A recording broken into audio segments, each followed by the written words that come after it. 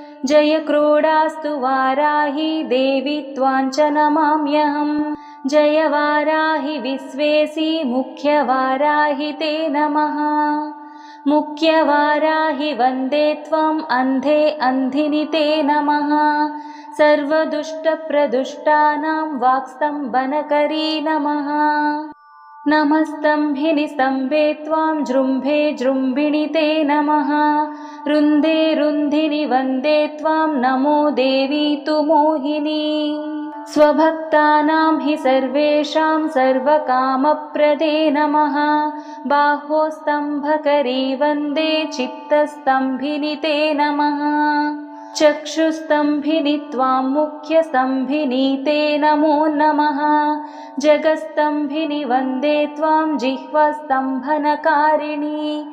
स्तम्भनं कुरु शत्रूणां कुरु मे शत्रुना।